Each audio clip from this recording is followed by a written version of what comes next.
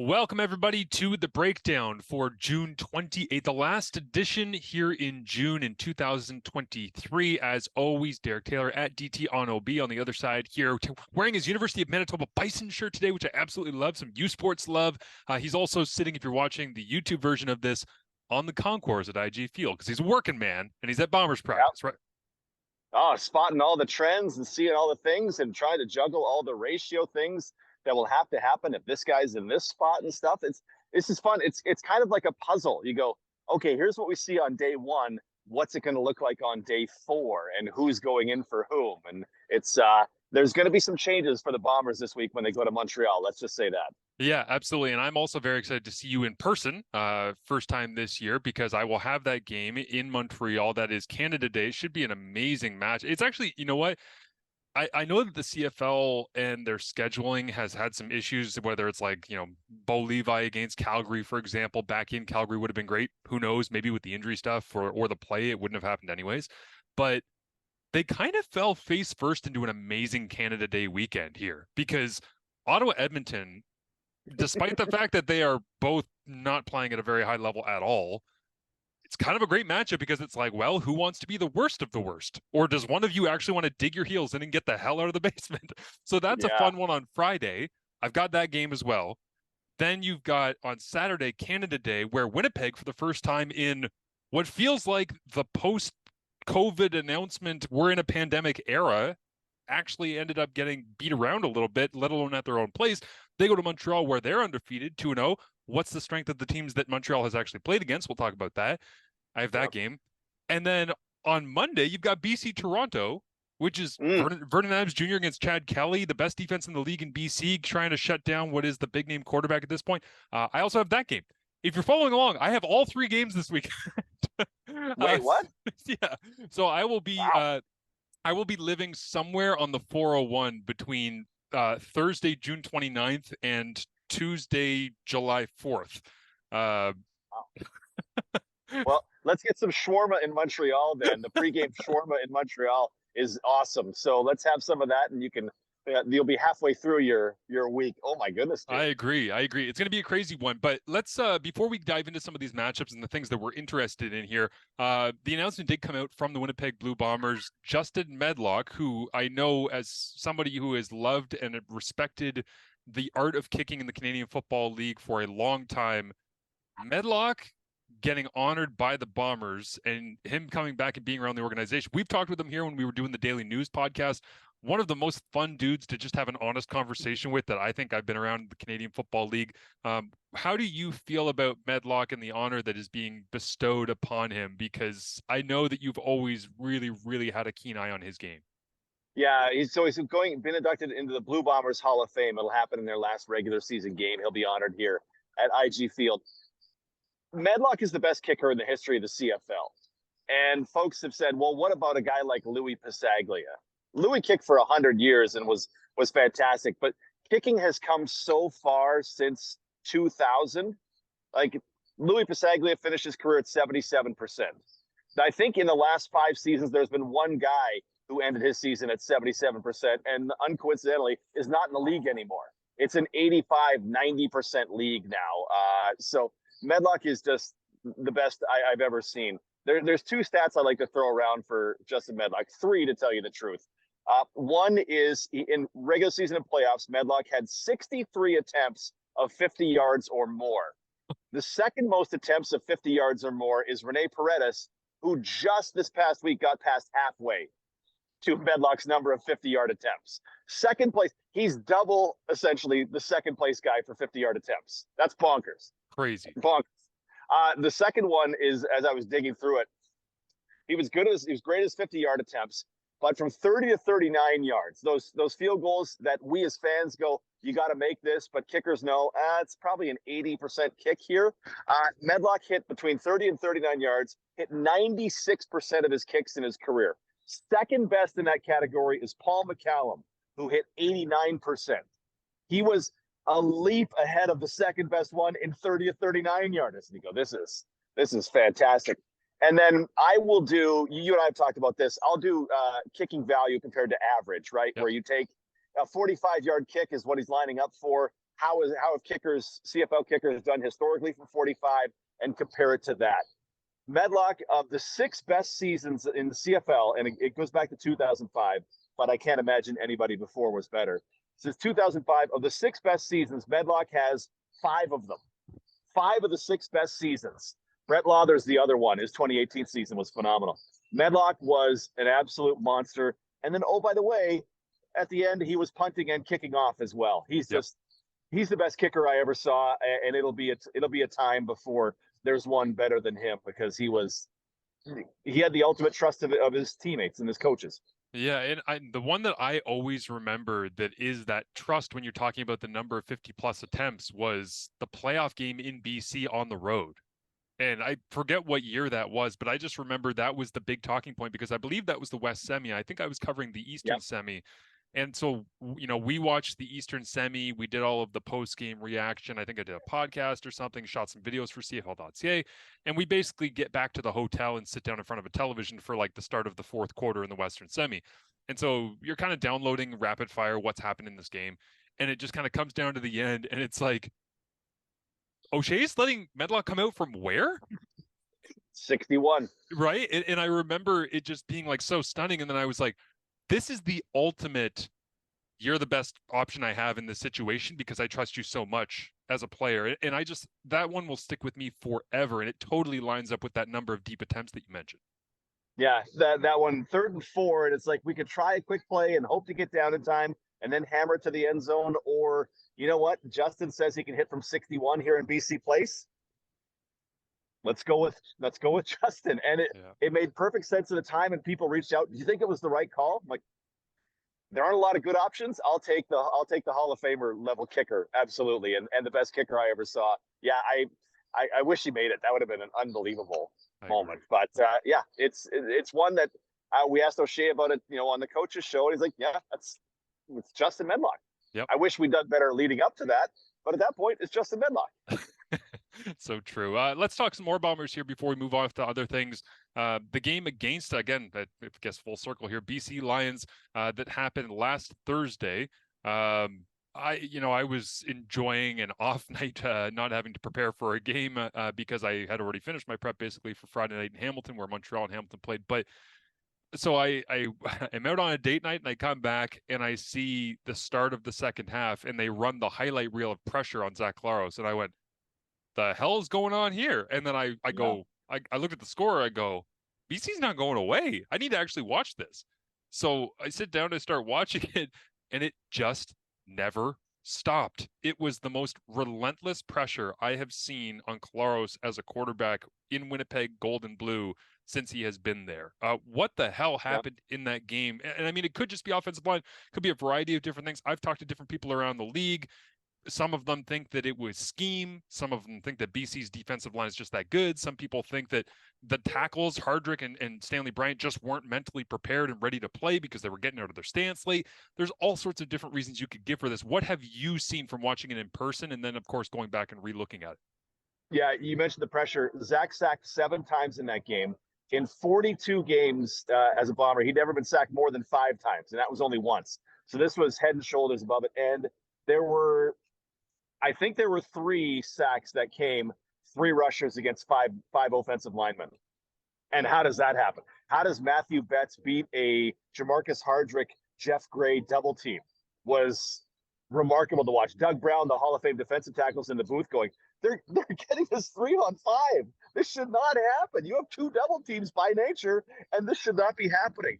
But I remember having a conversation with Jamarcus Hardrick a couple of days before the game, and he said Betts is he's really good. He has that speed that forces you want to stay parallel, but he forces you to turn, right? And you saw, okay, well, he made a guy turn, and then he caught one of the tackles overplaying, and then just speed rushed him inside. And he went, well, I now officially don't know if there's anything left that they can do in this one. It was an incredible performance from that whole BC defensive line, because David Menard was in everybody's business, as he always is. David Menard is not a starter in the CFL, and he's unbelievable, right? It's so intriguing. And then Woody Barron and Josh Banks in the middle didn't pop the stat sheet, but man alive, that whole front was excellent, and there was just nothing.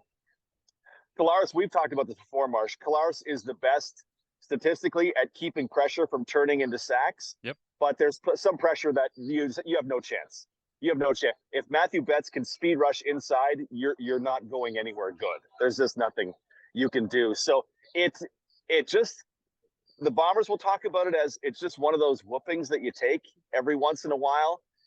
The kind of media narrative, if you wanted to first take it, is they got old overnight. Right. Everybody's old, right? And I just don't believe that to be true because we saw it in a couple of games. But it's something you have to look at and go, okay, well, they also don't have one of their top two fullbacks, right, for extra protection. They've been using 6 offensive linemen, but that's more a run thing. Yeah, they got to find a way. Brady Oliveira was nicked, right, with an injured thorax, though he looked good in the game. It's there. That's one thing they're going to figure out because Montreal is not going to take it easy as the blitzingest team with stud defensive linemen as well. Yeah, totally agree. And the reason that I think was so taken aback by this game was that you saw, as you say, Claros gets rid of the football. He's smart. He knows how to evade pressure. I mean, really underrated as a mobile quarterback, being able to prevent some bad things from happening. But time and time and time again, when you go back and you clip those plays back to back to back to back to back, it was like take the snap, hit the back of your drop on 3 quick little steps, be ready to throw, and all of a sudden, instead of throwing and following through and being able to be himself, he's stiff arming dudes because there's people that are like 5, 6, 7, 8 yards deep in the backfield, and he's all of a sudden trying to hold somebody off and find an option and wears a jersey that's the same color as mine that has a number where I'm allowed to throw to them. And he, as the game went on, I think the veteran maturity of Zach Collaros, to his credit, in that situation, especially at home, really showed. Because I think a younger quarterback, I think a more fiery quarterback, I think a quarterback who doesn't understand the big picture of, okay, this is a really difficult night for us, but this isn't the end of the season, right? Like he's not going to overreact. He's seen everything in this league. They might have gotten pissed off. They might have lashed out. Yeah. They might have gotten angry on the sideline. They might have made a comment in the post game. I might be wrong, but I didn't see any of that from Collaros whatsoever. And that, to me, I think you see people's character get revealed in good times sometimes.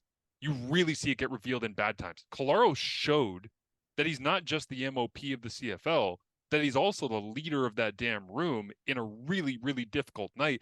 And it's the reason why I think when you're looking around the CFL at this point, again, aside from the fact that Montreal's played Ottawa, who doesn't look very good, Hamilton, who really hasn't been good so far offensively, and I think people are just saying there's no way in hell Winnipeg loses, even though this is on the road, even though this is in Montreal. It's like if they win, it's because Zach's calming influence and ability to weather that storm in a really bad night against an opponent in BC that looks like they're legit. He was able to keep everybody kind of level-headed and come out of that night. I have so much respect for that, especially the most important position in the game. Yeah, and it's noticeable when I watch it back on TV. Of course, called it live, but you watch it back on TV, and Zach's down for the 6th time, and he must know the camera's on him, right? Because there's no facial reaction of son of a right. The facial reactions of Bo Levi Mitchell when he's throwing the ball and Duke Williams isn't where he thought he should be. He's got his arms up in the air and he's like, "What?" Zach, I've never asked him about it, but it seems I get the impression he's very aware of that and how that could be perceived, and he doesn't want to. He celebrates with his teammates. Yes, 3 touchdowns in the first quarter. Let's go. Let's guitar play. Yeah. Let's high five it. But if it's going bad, he's very neutral faced, and because we're in the media, we're going to take that and run with it, right? Yeah. So he seems very sharp in that way. It's a good observation, Marsh. I wonder if he learned that from his time in Hamilton at 0-8. I really do, because when it Jordan was Swindle. Jordan Swindle. Yeah, yeah. There's an offensive line name pull for you, but I mean I remember moments where he and Kent Austin visibly on the sidelines were just disgusted with each other, like could not stand each other. Either it was the way that you're playing it, the way that you're calling it, the way that we're communicating, the personnel packaging, whatever it was. He was so frustrated at 0-8 that there was multiple. I remember there was I want to say it maybe was like the 6th game of the 0-8 stretch to start the season, and they were down on like the 5-yard line, and it was 2nd down. They called a running play, and God knows what running back it was for the Tiger Cats, because they ran 15 of them through. I Alex might, Green, maybe. yeah, it Who might have been knows? Alex Green for all we know, but ended up, running into the 2-yard line, and then the field goal unit comes out. Crowd boos. Kolaros comes off the sideline, doesn't slam his helmet, but just kind of chucks it on the bench like, what the hell are we doing? You took the ball out of my hand on second down and you're not going to give me the chance on third? Like, what are we doing? We're 0-6. What the hell? And he was visibly disgusted. And then Kent Austin heard the boos, and then he saw Zach, and then he did the old, all right, offense, let's get the offense out there. Let's go ahead, get the offense out there. And they ran out, and they ended up scoring a touchdown, and Zach still walked off the field shaking his head. I think this is why I bring it up in that Winnipeg BC game, is that there's been points, whether it be Toronto or even Saskatchewan, right? And being able to see it in Hamilton is like, there's been points where he has been get sacked and you're holding the ball still and slam the ball down on the ground in a moment of frustration, then get back up and walk to the sideline. And I think it takes a lot for a guy to be understanding of the big picture enough to not have any of those in a night that was that bad for something that he cannot control. As much as a quarterback wants to control protection, you can guide, you can try and help. You cannot control all of it. It was out of his control. And maybe he just made peace with it and was like, we'll figure it out. It's fine. But that's crazy to me. Yeah, I assume he knows how blessed he is to be with, still in my mind, the best receiving core in the CFL, and I mean a top level offensive line. I haven't sat down and figured out who's got the best offensive line, right? But he must feel pretty blessed about this. But that's, I mean, 30-6. That was, the offense was a real shock, but man, the defense is as holy as I kind of wondered about it back in February when we looked at this. Went, well, they didn't generate a ton of pressure and a couple of pass interference calls, and Lucky Whitehead was open with a 15-yard radius around him. There's some concerns, I think, from Bomber Nation about what's happening on the defensive side of the ball. Yeah, absolutely. Ira, let's move on to, before we get to BC Toronto, because I think that is the marquee matchup here of the week outside of the Winnipeg Montreal game, which, by the way, I think Edmonton and Ottawa is just going to be decided by special teams, because that seems like the only good part of those teams right now. So, well, Devontae Dedmon out for the season for the Red Blacks. Like, that's I kind of make the observation that 5 or 6 teams feel like they have the best returner in the game. Winnipeg certainly won. BC is one. Ottawa feels like Devontae Dedmon is an absolute world beater. And to lose him for the season and the kind of things they start to do with him in the offense, that's such a big loss. And then welcome to, I mean, we're going to get two new quarterbacks in that one probably, Marsh. Tyree Adams and Daggy. I sent one of my friends a text yesterday that said, week 4 in the CFL, and I'll be calling Tyree Adams against Jared Daggy, just like I expected back at the start of June, right? Like, no, I was expecting Masoli's back from injury, and Taylor Cornelius is supposed to be zipping it all over the place to all of his new targets and be making big splashy plays. And I'm like, yeah, that ain't happening. It's like, I thought Kyle Oxley was going to be really fun this year. Well, he gets released because he doesn't want to be on the sideline and do anything helpful for his team. So Chris Jones gets fed up with that and moves on from him. And it's like, well, now Trey Ford is on the roster. If Daggy doesn't play well, we might end up with Tyree Adams versus Trey Ford. And like, I honestly, I'm so, I don't want to say confused, because that, I feel like that's disrespectful to Jeremiah and the injury that he suffered. But what is happening with Jeremiah Masoli? Like, when is he coming back? Because we were told start of training camp, and then there's whispers of, well, it might not be the first game of the year. And then it was like, well, it actually might not be until after the bye. And then it's like, well, we're here after the bye. And nope. Is it next week? Is it a month from now? Is it Labor Day? Is it like, there's no definitive answer. And I don't know that there needs to be, but for a franchise in Ottawa that's trying so hard to win a home game and to reward their fans that have been through so much with them the last couple of years, how do you give them no answers on the timeline for your starting quarterback? Like that in professional football, that seems like a fairly rudimentary thing. Tom Brady has a messed up knee and he's going to be back for week 6. And I know that these timelines are flowing, but like, man, it's getting really weird in Ottawa to me. Well, and that's what made me think when they said he won't be back before the bye week. I thought, oh, this could be a longer term thing. And now that, Nick's being pushed back and Tyree's being moved up and it's not Jeremiah, and they haven't said, to your point, like they understand everything about what you just said. And to me, I infer from that, since they're not saying anything, it's still going to be like, are we talking the middle of the season, week 10? Like, it feels like it's still got a ways to go before Masoli's back. And again, I'm just inferring from the lack of messaging from Ottawa. If they're not saying anything, uh, they may not know, or they may just be, hey, we don't like where his knee is at right now. So I'm kind of operating from the observation, from the point of, my Jeremiah Masoli leads the league in passing futures are absolutely dead because he's not back till week 10. Yeah, it feels like that because they're being quiet. It feels like that might be the way that it's going. But again, it's worst case scenario is that the offense doesn't have success throwing the football with Tyree Adams, and then they have to start looking around and going, can we go back to Arbuckle? Because I did a lot of Red Blacks games last year, and it was from Caleb Evans to Tyree Adams to Caleb Evans to this, to Caleb Evans to that, to back to Caleb Evans, to back to Nick Arbuckle, to Nick Arbuckle out and Caleb Evans in. And it was like, you're just rotating and there's no difference here. So I really hope for Red Blacks fans that that's not what they get on Friday. But I want to talk about Montreal. They're 2-0. They've played against Ottawa. That first game, Arbuckle, deep balls, terrible. And then they play against Hamilton in Hamilton. They get Worthy on a touchdown. You mentioned great returners in the game. And then you end up having an Alouettes team that I'm not at 9 of 10, 10 of 10 intrigued yet. But when we started the season and we saw the roster and all the pieces that they lost in free agency, I really thought, man, I don't know what their formula for success is here. I could probably project it knowing what Fajardo and Moss was, but then you add in the flair of Austin Mack, and then you start to look around at some of the other pieces, and I'm so interested in what their formula for success is right now in Montreal, because they're not getting a lot out of their running game. I thought that they would. I thought that would be their saving grace. It's 74 yards rushing per game right now, 6th in the CFL. They're at 8th in the CFL in average rush. They only have two rushing touchdowns. They're not throwing the ball at the top of the league, but they have the best yards per pass attempt at 12.3, the highest completion percentage at 73.3 for Cody Fajardo, and they're limiting turnovers. They're +8. They have not thrown an interception in their first 2 games against Ottawa or Hamilton. And so I'm so intrigued by, why is this working for Montreal? And all of this might totally be, a big piece of ice that gets smashed over your knee and explodes, and we forget all about why is this working for Montreal, because Winnipeg might just come in angry and beat them up.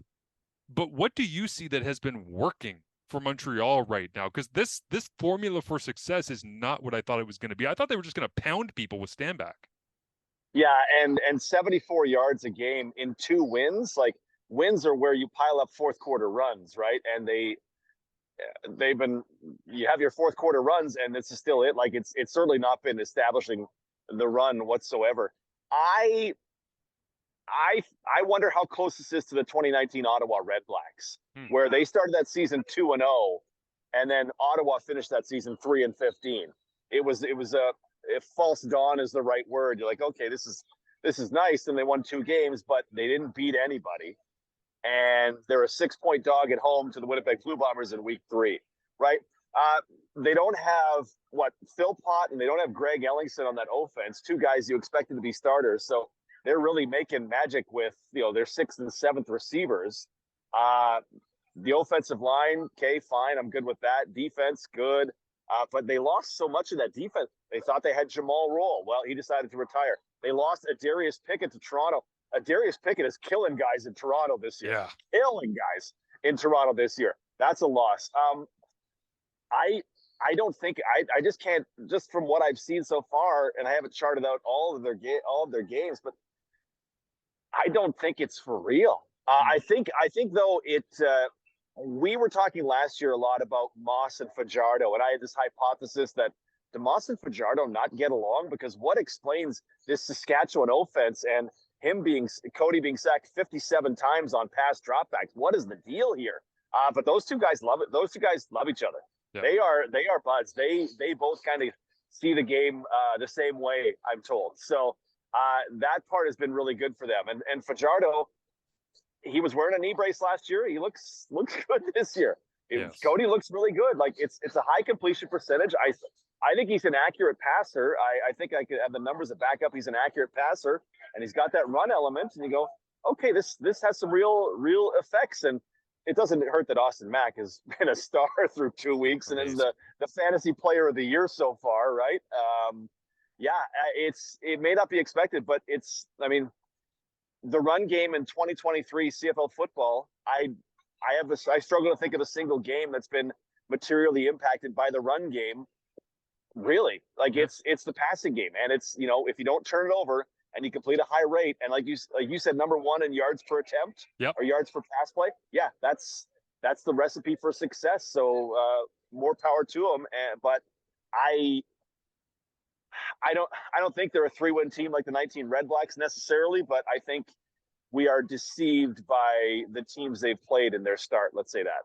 Yeah, I think that's spot on analysis. And it's not that I think the exact same thing necessarily, but in terms of waiting to see what's real, I got real doubts about Ottawa and Hamilton from what we've seen. And I think Montreal's taken advantage of that early on. They will not be able to take advantage of that against Winnipeg. So that's going to be a great game on Canada Day. DT and I will both be there for you. Who knows? Maybe we record a little 30-second breakdown at the end of the game on my cell phone. We'll see what happens. But Love it. before I let you go, I do want to just dabble into, you just saw them last week. Obviously, we touched on all the pressure. Uh, the Toronto offense, just looking at some of the numbers here as I was prepping for the game, and we're talking about, rush yards per game. Toronto's offense is averaging 152 yards rushing per game. And again, that's fourth quarter stuff because they've been beating Hamilton and they've been beating Edmonton late. That's first in rushing yards per game by 37 yards per game right now. They have separated themselves from the field through their first couple of games. But Toronto's offense is best in the CFL at points scored, 37.5. Net offense, nearly 400 yards per game right now. Yards per play, 7.32. I can go on and on and on. They are only allowing one sack, which I think is a real interesting one when you're going up against BC based on what we saw last week. They have Yeah. not lost any fumbles. I mean, they're having success in a variety of places. Here's the problem. The BC Lions defense, first in points allowed, only 7, right? Net offense, they're allowing 211 yards per game of net offense. That is first by 79 yards Goodness. per game right now. They're holding their opponents to the least yards per play offensively. They have 11 sacks. That's the best in the Canadian Football League. They're holding the opponent's average pass to just 5 yards per pass. That's the best. This is, as I say off the top, legitimately, I think the CFL falling face first into, oh my God, what a matchup to put on a Monday of Canada Day weekend. Incredible. And man, Toronto's in for an awakening. Let's say that. Hamilton's defensive front isn't bad, but BC, we a lot of the talk in Winnipeg this offseason and preseason was continuity, right? Look at all these starters that are back from the Grey Cup. BC, they're 12 defensive players, all back from last year, right? They're as best I can think, like Jordan Williams had been pushed to a backup spot by Ben Laddick and Bola Combo. So I think all 12 of their guys are Purifoy's gone, but all the guys who replaced them were all there last year. Yeah. Continuity has done tremendous things for them. And then, man, Jordan McSimic in that offense has things dialed in without their two best receivers, by the way, in the game against Winnipeg, which makes me that much more impressed with everything that's going on there. Sean White is as reliable as it comes in his field goal range, and Flintoff is fine as a punter, whatever. BC was super impressive, but someone's got to figure out, and Toronto's challenge will be maybe there's more Andrew Harris snaps in this game, but Toronto's got to control BC's pressure. When you can take 3 guys and beat 5 offensive linemen, or 5 in a back, or 5 in an H back, you're going to win a lot of football games. They're not even doing it. Edmonton is all 3-man pressure. That's been their MO for the entire Chris Jones era. That was certainly in the BC game. What was that, week 2? BC was able to control that. You're like, oh, okay, this is good, and then fine, we move on. But if you can get home with 3, I don't know how you beat that. I don't know how you beat that. So Chad Kelly better be ready to run, because you might be fast and scrambly as a quarterback, but Matthew Betts might be faster. That guy is. I mean, it's going to week 4, Marsh. Defensive Player of the Year, Matthew Betts. Right at this moment, he leads the power rankings for defensive players in this league. He was phenomenal in that game, and Menard ain't far behind. He also leads the Canadian Football League in creepy stares into the camera as we go to break. That was amazing. That was awesome. Because he has done that before. I feel like I have gifted that previously, and I saw him doing that, and I'm like, oh, that's his thing. I didn't realize that was his thing. Okay, good to know. Yeah, he Yeah. just wants to be known as a scary person.